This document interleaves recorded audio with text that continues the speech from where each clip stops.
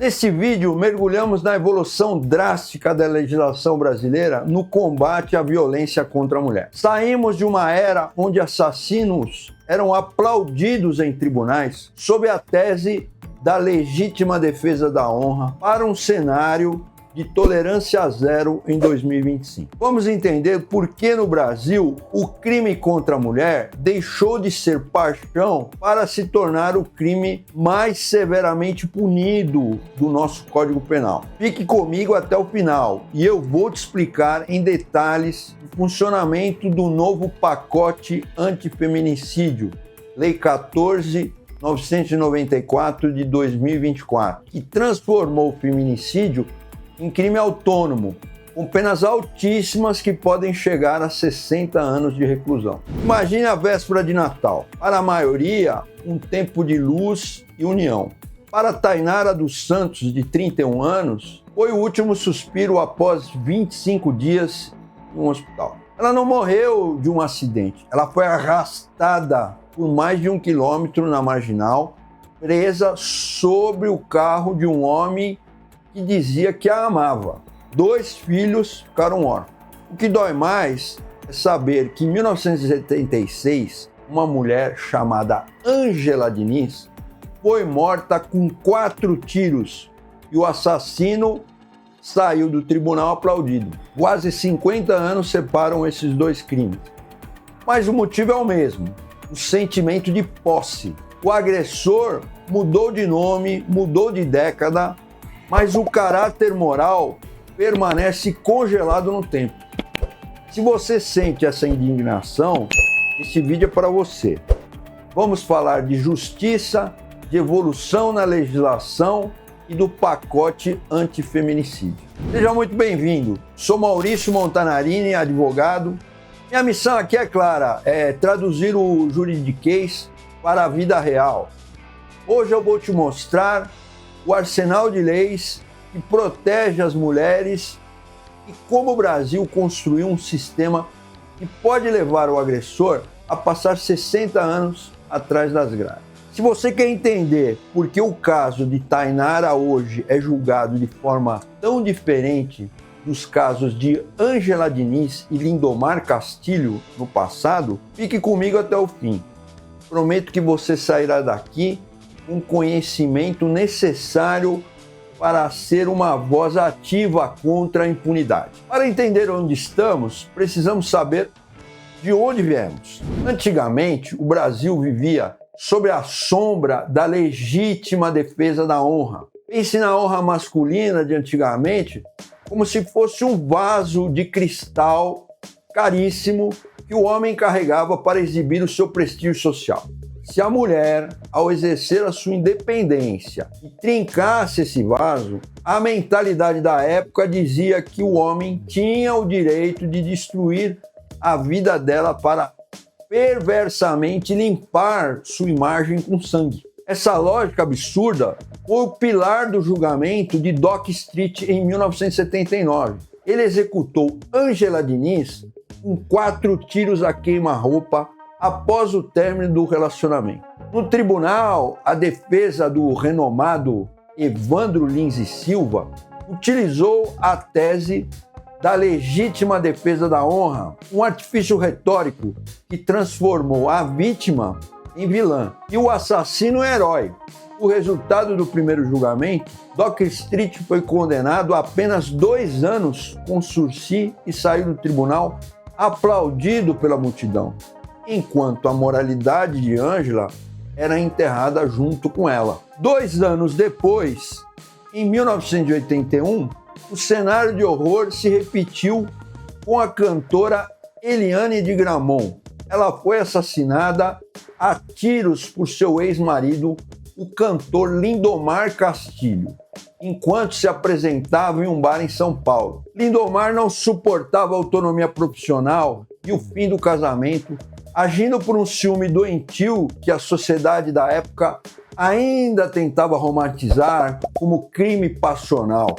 Ele foi condenado a 12 anos, mas cumpriu apenas 6, provando que a justiça ainda via o ciúme como uma atenuante para a misoginia letal. Esses casos foram um limite. Eles expuseram a falência moral de um judiciário patriarcal e deram origem ao movimento histórico Quem Ama Não Mata, que denunciava que o sistema jurídico brasileiro estava estruturado para produzir impunidade através da culpabilização da mulher. Foi o início de uma revolução que exigia que a vida feminina valesse mais do que o ego masculino. Mas o direito finalmente disse: chega a essa normalização da barbárie. A primeira grande barreira institucional para destruir esse ciclo de violência foi a Lei Maria da Penha, em 2006. Ela não foi apenas uma lei nova, ela foi um microsistema de proteção que mudou para sempre as regras do jogo. Imagine que a Lei Maria da Penha é um escudo invisível que o Estado coloca em volta da mulher. Ela diz: dentro de casa, ninguém toca em você. Aqui entra um conceito técnico que eu vou explicar de forma simples: a ação pública incondicionada. Antigamente, era como se a mulher tivesse que dirigir o processo sozinha. E muitas vezes, por medo, ela desistia. Com a Lei Maria da Penha, o Estado assume a direção, mesmo que a vítima queira retirar a queixa em casos de lesão corporal. O carro da justiça não para. O Estado diz: eu vi, aconteceu e eu vou punir independentemente da sua vontade atual. Além disso, crimes domésticos não aceitam cesta básica ou punições leves. É tolerância zero. A lei também define 5 tipos de violência, e não apenas a física. A violência psicológica é o controle, a humilhação ou o gaslighting, que faz a mulher duvidar de si mesma. Violência sexual, forçar qualquer ato sem consentimento. Violência patrimonial, reter documentos, quebrar o celular ou controlar o dinheiro dela. Violência moral, calúnia, injúria ou difamação. E a violência física, qualquer dano à integridade do corpo. Mas o homicídio contra a mulher precisava de um nome próprio. Em 2015, veio a lei do feminicídio. Feminicídio não é apenas matar uma mulher, é matar porque ela é mulher, ou em contexto de violência doméstica. Imagine uma partilheira de crimes. O homicídio comum está em uma partilheira, mas o feminicídio foi colocado na partilheira dos crimes hediondos. Isso significa que o agressor perde direitos a benefícios simples, como anistia ou indulto. A lei de 2015 deixou claro: matar uma mulher por menosprezo à sua condição é uma das formas mais graves de violência. No entanto, o caráter de alguns homens continuou o mesmo. Veja o caso de Douglas, que matou Tainara no final de 2025. Ele alegou que foi um engano, mas o caráter dele, marcado pelo ciúme e posse, foi desmascarado pelo próprio amigo que estava no carro. E por causa dessa resistência moral que chegamos ao pacote antifeminicídio. Prestem muita atenção. O pacote antifeminicídio, a Lei 14.994 de 2024, introduziu o artigo 121A no Código Penal. O feminicídio deixou de ser apenas uma qualificadora para se tornar um crime autônomo e independente. Sabe o que isso significa? Na prática, a pena base saltou de 20 para 40 anos de reclusão. Mas não para por aí. Se houver agravantes, essa condenação pode chegar a 60 anos. Imagine uma escada de punição. Cada degrau a mais torna a saída da prisão mais difícil. Gravidez ou pós-parto, se o crime ocorre na gestação ou nos 3 meses após o parto, a pena sobe. Presença de descendentes ou ascendentes, matar a mãe na frente dos filhos aumenta drasticamente a punição. Descumprimento de medida protetiva. Se o juiz disse, fique longe, e ele voltou para matar, a lei é implacável. Além disso, o agressor perde o poder familiar. Ele não tem mais voz sobre os filhos que ele mesmo deixou órfão. A progressão de regime agora exige que ele cumpra 55% da pena e a liberdade condicional foi vedada. E o recado mais duro que o direito penal já deu, o tempo de tolerância acabou. Mas por que as leis aumentaram e os crimes continuaram? Por que o direito evoluiu rápido, mas o caráter moral de alguns homens é lento?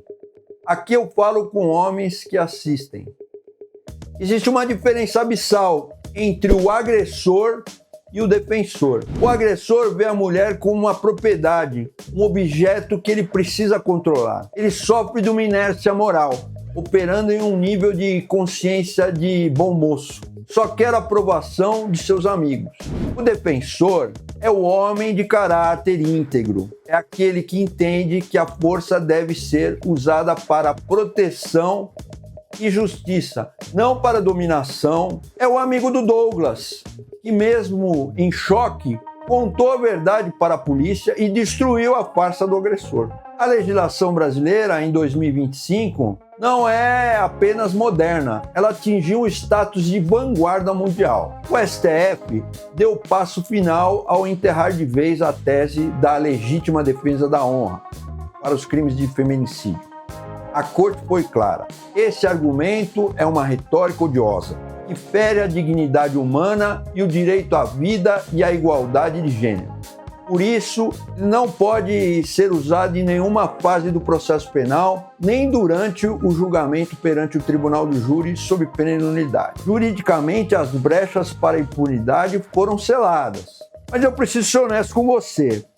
A lei, por mais severa que seja, só pune o culpado depois que o sangue foi derramado. O rigor penal de 2025, que pode chegar a 60 anos de reclusão, é justo. Mas ele sozinho não impede o carro na marginal, nem protege a mãe na frente dos filhos. A verdadeira mudança não nasce do diário oficial, ela nasce do caráter.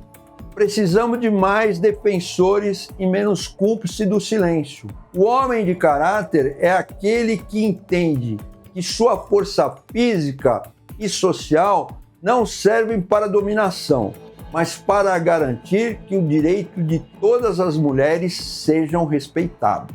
O homem que reconhece a mulher como um sujeito autônomo e pleno de direitos é aquele que se posiciona contra o agressor, agindo como um aliado fiel da justiça, antes mesmo que ela precise ser acionada. O verdadeiro homem moral é aquele cujo caráter evoluiu para além da posse e se tornou o guardião da vida.